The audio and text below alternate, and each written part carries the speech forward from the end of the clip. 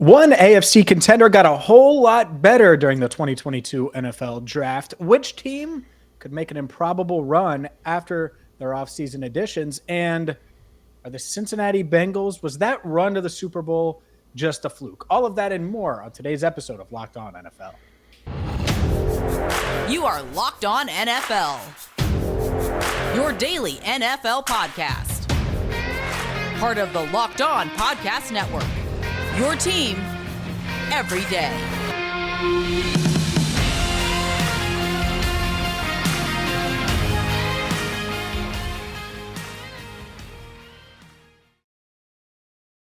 Fans, and welcome in to another edition of Locked On NFL. He's Tony Wiggins. I'm James Rapien. Thank you so much for making us your first listen. The NFL draft has came and went, and one AFC contender got a lot better in my eyes. I'm going to run that past Tony. We'll dive into a potential surprise team or a team that can make an improbable run to the Super Bowl. The Bengals did that last year. Was it a fluke? We're going to get to all of that. But first, today's show brought to you by BlueNile.com. This Mother's Day, give mom something she's going to treasure forever with fine jewelry from BlueNile.com. And Locked On NFL listeners get $50 off any purchase of $500 or more with promo code Locked On at checkout. Tony, it's good to see you, my man. It's funny, the teams we cover on opposite sides of the spectrum, drafting 31st every round versus first, and yet something tells me we both had a lot of fun covering the draft. We absolutely had a lot of fun covering the draft. The Jaguar fans, man, they're pretty rough. You know, they're a little brutal. They don't necessarily think that the team did the things that they wanted them to do, and I kind of spent about 6 weeks trying to warn them that the team wasn't going to do what they wanted them to do. So yeah, it was fun. I'm glad it's kind of over. I love the draft, but you know it's kind of like going to Vegas. You love to go, but you kind of glad that. Well, 3 days is enough. I mean, that's right. That's right. Right. When you're on the when you're on the plane and on the way from Vegas, and the flight attendant says we will be having complimentary cocktails, and the whole plane goes no. You know, it's just like we all beat up and tired of that, man. So, but yeah, it was a fun weekend, very informative. By the way, shout out to the Locked On NFL draft crew and Locked On Now and Bukowski and everyone that participated in our coverage for the draft. I don't know how they did it, but they pulled it off for 3 straight days, and I guess that's why they pay them the big bucks, right? That's right. It must be, right? And they pay us the big bucks to talk to you every single Wednesday here on Locked On NFL. And I got to tell you, there's this team in Baltimore that everyone's given, a bunch of love to, and rightfully so. You look at the guys they landed, and they deserve credit. But I actually don't think they're even the winners in the AFC because they had an extra first-round pick. And it's easy to spruce that draft up when you have an extra first-round pick and about 52 fourth-rounders, which the Baltimore Ravens had. They gave up their number one wide receiver. I got to be honest with you, Tony. I think I'm one Built Bar away from being able to make the Ravens roster as a wide receiver because they need receiver help in Baltimore. So that's not the team that I have in mind, even though everyone else has been loving on the Ravens the past couple of days. And again, I'm not hating on them, Ravens fans. I think you had a good draft, but let's relax just a little bit because Lamar Jackson is throwing to Mark Andrews, Rashad Bateman, and himself this year. The team who's that kid they took last year? Was that Bateman? Rashad Bateman. Yeah, and I have him in a dynasty league. You know, his stock went up, but man, overall that's not how you win in today's NFL. You know, take 2 tight ends, you don't have any other receivers, so Lamar's going to have to be running a ton. But no, I think the team that just crushed it, the Kansas City Chiefs. Mm-hmm. And you look at their picks, where they took these guys. You could argue best player available through like 5 of their picks. And they fit needs, starting with Trent McDuffie. He falls to them at 21. They move up. They get him. Love the pick. I think a lot of people thought he would be a top 15 type guy. George Karlaftis, to me, was a top 20 guy. I know the Bengals would have loved to have him at 31. The Chiefs get him at 30, and they bolster their pass rush. So wait a second. They just got a guy who can cover. They added to their pass rush. And then, Tyreek Hill's no longer in town. What did they do? Something the Ravens couldn't do. They add Sky Moore out of Western Michigan, and this dude can fly. He's got wings. That's why they call him Sky. And then, and I'll end it here, I liked a lot of their picks. I like Darian Kennard. I like Josh Williams out of Fayetteville State. But Brian Cook, and they got Chenal out of Wisconsin too, really athletic linebacker. But Brian Cook out of Cincinnati, of all the Bearcats draft picks, and I talked to people within that school, obviously, it's where I'm based. They said, oh, Brian Cook is going to be so much better in the NFL than he was in college. And he was the leader on that defense. So the fact that they got him, man, I think the Chiefs just crushed it. And I would not be shocked at all if they're poised to make another run to the Super Bowl with these dudes, because I think they're much better on defense. And I think offensively, you had a guy like Sky Moore. That's what you needed to add to the wide receiver room to feel pretty good about the offense's chances without Tyreek Hill. Yeah, there's some teams, man, that just get it. And when you're one of those good teams and you have multiple first round picks and you're sitting there, it's almost like, what's that Dave Chappelle thing? You're like, just the players are just, come on, fall, baby, come on, just come on, and then you get your pick, and you don't necessarily have to do. You don't have to go either way. You don't have to go best player available, but you also don't have to go need. You just go, what do we want to do? Because you know what? We're going to win 12 games next year anyway. And then they add these guys, and it's like they're one of the few teams that a novice draft follower probably knows their names, even if it's just a guy who just pays attention to the top 200 and didn't go deep diving into all of these players. They got Darian Kennard in like the 6th round or the 5th round. Yeah, I know.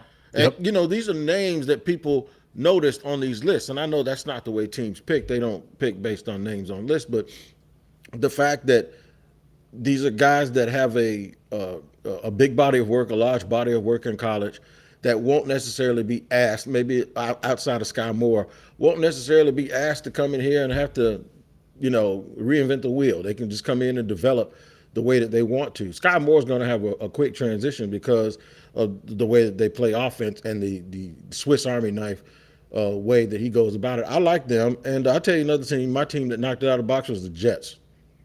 Mm-hmm. And I just think they did every single thing right. And they got 3 impact players in the 1st round. I really just love their pick. And I like the fact that they also said, we're going to take the guy that we think is the best running back in the draft. Yep. Joe Douglas deserves a lot of credit for the way he moved around and got some things done with the Jets. Of course, we know they got Garrett Wilson. Yep. And then at the back of the 1st round, they came back up and they got Jermaine Johnson, who I had as one of my 5 best players in the draft. I did hear later on, maybe real late in the day on draft day, that there are some teams that were concerned that he was just, not that he's 24, so you won't get a lot of time out of him because you're going to get 8 years out of the guy anyway. But at 24, did he hit his peak? Like, did he hit that area? And he might not be a 24 years old playing against 20-year-olds. Maybe that's why you're dominating them so much. So that's another reason to sit and wonder why he fell. But I heard that might happen. But then what you're going to get if you're the Jets, you're going to get a player that's ready to go, that's going to help you right now, going to help you right away. He's mature, and I think they did really, really good. Of course, Sauce Gardner at the top of the draft. There we go. I was about to get on you. Yeah, long, lean. He's everything. I think him and Stingley are both everything that you want in a number 1 corner.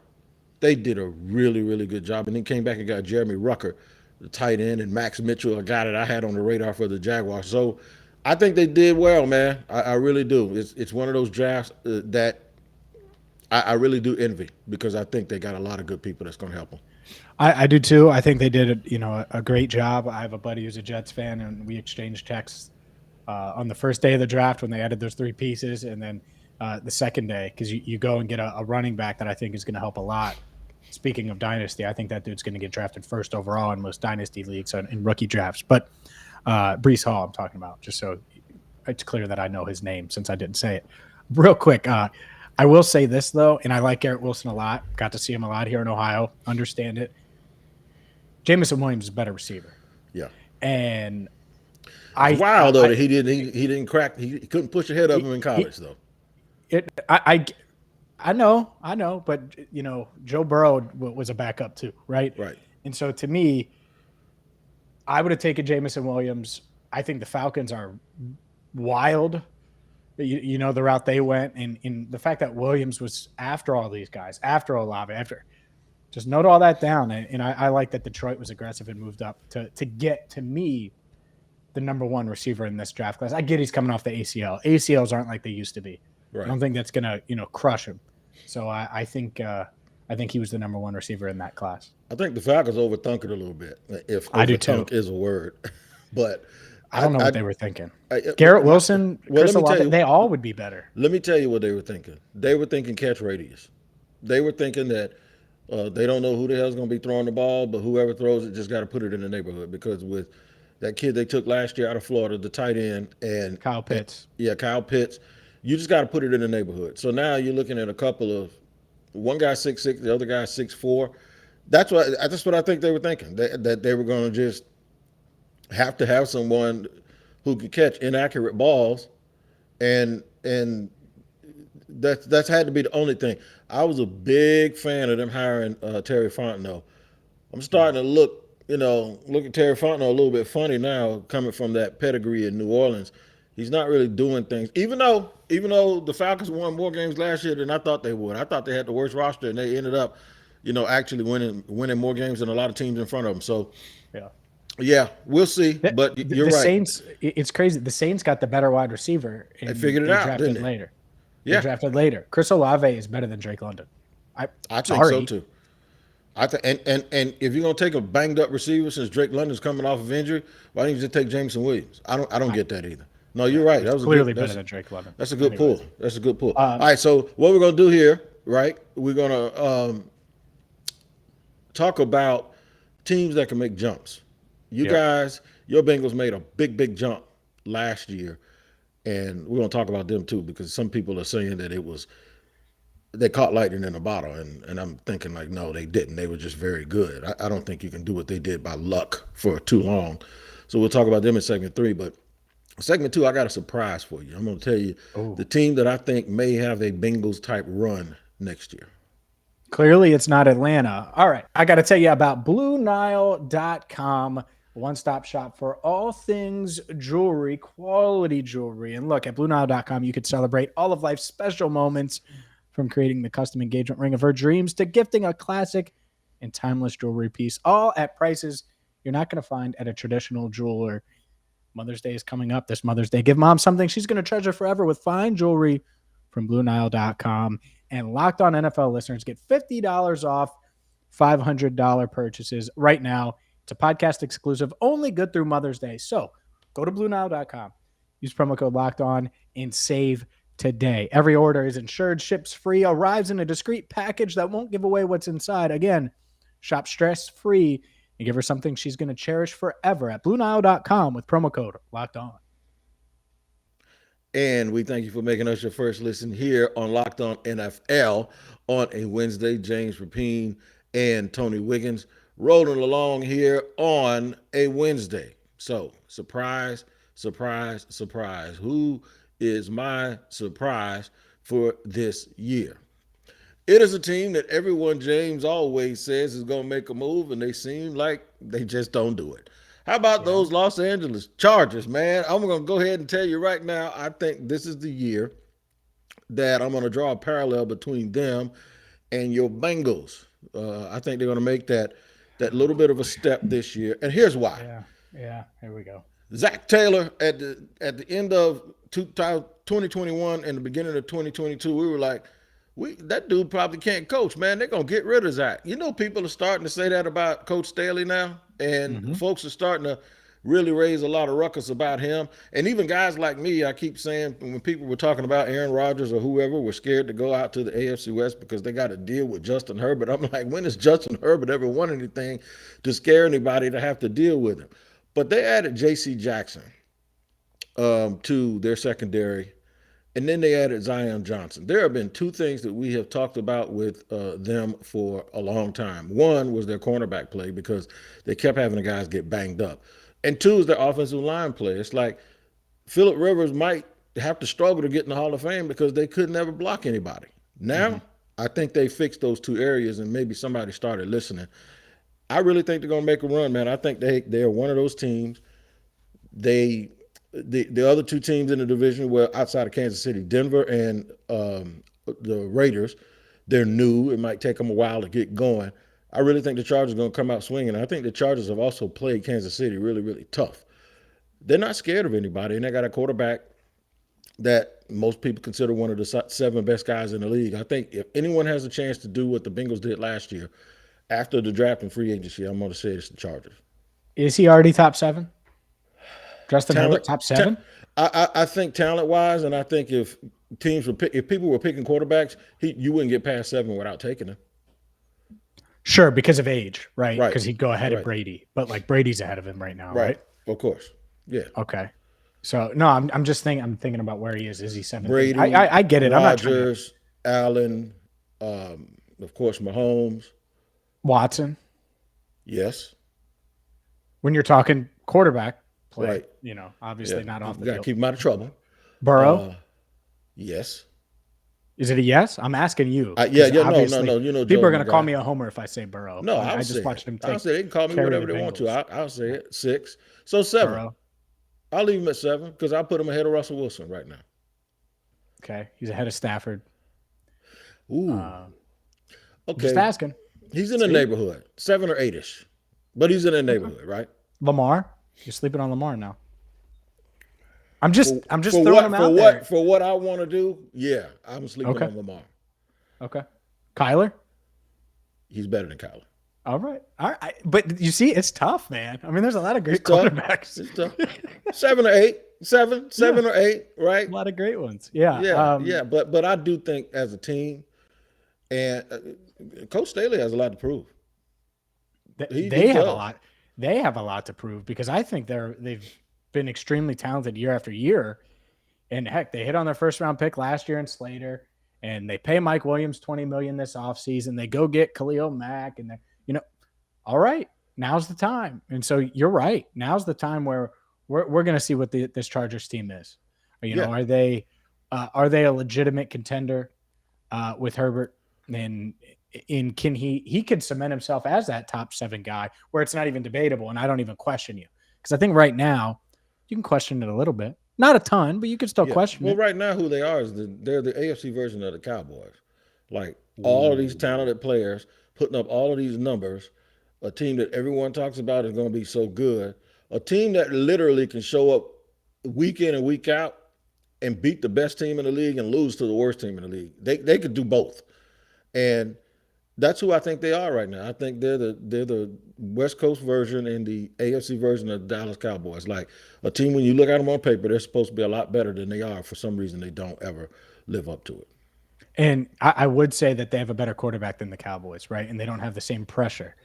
Because in Los Angeles, I was out there for the Super Bowl. I saw maybe 2 Rams jerseys the week I was out there during the Super Bowl when they were playing in the game.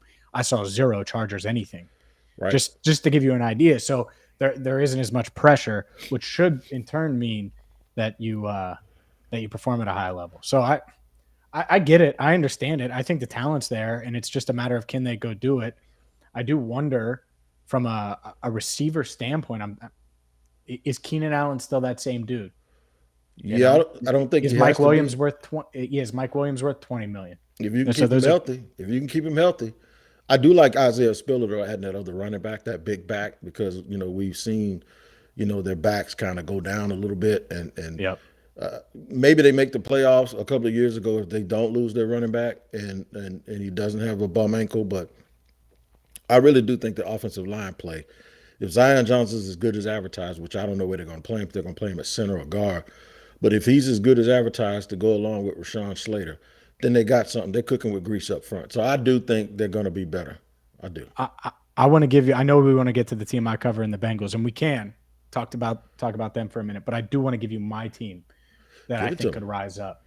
And I will do that. How about this for a tease? Next, but first a word from Built Bar, the #1 protein bar on the planet, high in protein, low in sugar, low in calories. Tony, I know you were about to do it, but I'm just so damn excited to talk about Built Bars because, man, the team that I'm about to name, I bet you they have a whole building full of Built Bars for these dudes because they are juiced and excited for what they did in the draft. And so if you're excited about your team and what they did in the draft, and maybe you're lukewarm on what they did in the draft, it doesn't matter. Built Bars are perfect for you. So check them out right now at Built.com. Use promo code LOCK15. You'll get 15% off your order. Again, don't delay. Go to built.com and use promo code ALOCK15 for 15% off. Salted caramel. Oh, that's the one. That's your go-to. That's my go-to. That's my go-to, man. Who's your team, bro? Because I'm sitting there thinking like, who is he gonna name? Who is he gonna name? He ain't gonna name the Bengals because we're gonna talk about them in a minute. But who is this team? Where's Will Smith from? Oh, Philadelphia. West Philadelphia, East Philadelphia, South Philadelphia, North Philadelphia. They all can celebrate today. What you slapped me in the face with that one. You get it? Yeah. Oh my God. No, anyway, yeah, you are looking a little like Chris Rock. No, I'm just kidding. All right. No, I think they killed it. I mean, look, Jordan Davis is a freak. You got him 13th overall. Then you make a trade. Who did they trade for? Was it Jameson Williams, unproven, coming off of a torn ACL? No. Was it Chris Olave, who I know that I praised, but is still a rookie? Oh, was it Drake London, who can't get more separation than me? Oh, no. It wasn't Garrett Wilson either. It was a proven Pro Bowl AJ Brown. Oh, sorry, Titans. What a ridiculous idea to not pay this proven star and bank on someone else to fill in. Anyways, that's not what contending teams do. And Philadelphia, they made the right call. Get aggressive. Go get your guy. Give your young quarterback this awesome target to throw to. Love Jordan Davis. Mentioned that. They get Cam Jurgens in the second round. Oh, well, what's he going to fill? Oh, he's the heir to the throne with Jason Kelce signing a 1-year deal. He's also an athletic, powerful center, a little undersized, but I like it. Nakobe Dean fell to them in round 3. That's it. I'm done. I'm not even going to go over any more picks. They just got 3 dudes that I think are going to be starters either from the jump or start for them in year 2 and really help them this year and give them depth. Plus, they got A.J. Brown, who, get this, Tony Wiggins, is the best receiver in the 2022 draft. That's who it is, if you really want to ask, because he was acquired during it. So he's proven. I know what he is, and I know they had to pay him. Pay him, schmay him. You're about winning games. And I think the Eagles are going to win a lot of games. With Zach, with Goddard at tight end. Yep. You're right, man. And if Devontae Smith. And I was just about to say that if there was one guy who you would go, who's the perfect complement to Devontae Smith, it'd be the A.J. Brown or DK Metcalf. It'd be one of those two guys. Just big. Big physical. I'm just going to make Devontae Smith. I think he's going to turn Devontae Smith into a superstar. And no, you're right. I cannot argue with that one bit. The Eagles, finally, somebody's going to create some separation in the NFC least. And I think the Eagles are primed to do it. I do think the Giants also drafted really, really well. I got to give them credit. They got my 2 favorite, my top 2 players on my personal board in Kayvon Thibodeau and Evan Neal. They got them both. Wow. By the way, Jaguar fans are all angry because they're talking about Trevon Walker would have went number 8 or number. No, he wouldn't. He was going to Detroit. If they take Hutchinson, Detroit takes Trevon Walker. I don't have any doubt about it. They ain't got no problem with the fact that they wanted Evan Neal. He went 7th. So in hindsight, they want, I'm ranting a little bit here because they've been jumping all over me, but they ain't got no problem if Evan Neal went 7th. Well, we should have got him. Well, you would have got the guy that went 7th. Yeah. I get that. Speaking of guys that, he probably wasn't in the run to go 7th, but I thought he'd go top 20. Dax Hill, man. The fact that the Bengals landed Dax Hill at 31. We talked about him last week. And so you mix him with the rest of this roster. They added a bunch of athletes, a bunch of speed. They know it, by the way, about the people, you mentioned it at the top, that are saying, they're a fluke, they're a one-hit wonder, all of those things. I don't see it. You know why? Because some dudes are built different. And I know Jamar Chase is built different, and Joe Burrow is built different, and Trey Hendrickson doesn't give a damn about last year. And so when you have guys like that on both sides of the ball, and there are others, but I'm not going to name the whole damn roster, and then you add someone in Dax Hill, I got to interview him and talk to him one-on-one. He kind of reminded me of Burrow and Chase, and the fact that it's not too big for him. I think he's going to be good to go and ready to contribute from the jump. It's a good time right now for the Bengals. I think they're going to be pretty damn good and should be the favorites in the AFC North. They ain't no one-hit wonder. Not when you have Burrow and Chase and all the other players that you mentioned my man Jesse Bates. I know you're going to name everybody, but when you have Mixon and those guys, my question to you is, there was so much talk about their offensive line. Between free agency and the draft, do you think they did enough to keep people quiet? Yeah. I know they got Alex Kappa. Well, they got Alex Kappa, Lyle Collins, I always get his name wrong, and right tackle. So right tackle, right guard are fixed, and Ted Karras. Now, I have added one more lineman earlier in the draft, or signed one more to compete at that left guard spot. Yep, but they're going to go with a couple of their youngsters and play it out. But I think they're so much better than they've been the past 2 years that Burrow's going to be like, oh, this is what it's like in the NFL when I have a line that isn't trash, and they're not going to be trash. They might not be world beaters, but I think they're going to be much better. And I do think that when you have the experience that they had last year, a guy like T. Higgins is going to probably take off too and continue to get better. When you have a year like they had last year, there's something about – remember this. Just think back to this. The Patriots, quote unquote, upset the greatest show on turf. That was their first Super Bowl win. To everybody, it was an upset. But we all know in hindsight, it was the beginning of a dynasty. Yep. So in hindsight, it's not an upset that the greatest organization and the greatest run of all time, they actually won a game that they weren't favored to win. So sometimes when you think something is luck or happenstance or them just getting hot, which the Patriots got hot that year, I think they were a wild card team. That's not what it is at all. It's the start of something. And I do think, because of, when you look at Burrow and when you look at the fact that once they get that into their system, once that success got into their veins, you can't take it away. I think New England winning that first Super Bowl, the way that they won it, made them champions, and now they believe it. You can see it in the NBA. I know it's an NFL show. The Milwaukee Bucks won last year when guys started getting hurt. But now they actually think and believe that they're really good. And guess what? They look like they are. They don't look like, see? And the Phoenix Suns lost, but look at them. They're the favorites again. And so that it's a really good point, because when you look at the flukes, and there have been flukes, right? The Atlanta Falcons, it was really like they get to the Super Bowl, and after that it was over. And it wasn't a fluky run of the Super Bowl. I'm not saying that. They were a perennial playoff team before that. But they get there, and that was it. Then it was jump off a cliff in the drop. Joe Flacco leads the Ravens. It's the way that they lost. Had they won that game, had they figured it out, if they stopped one of those 2-point conversions, anything happens that they win, I guarantee you they walk around like champions, and they look and feel differently about themselves. Sure. And so, but my point being is like Flacco, right? That would be one. Your Jaguars in 2017. I know they didn't get to the Super Bowl, but people would say, "Oh, well, that was a fluky year." Who was the quarterback? Blake.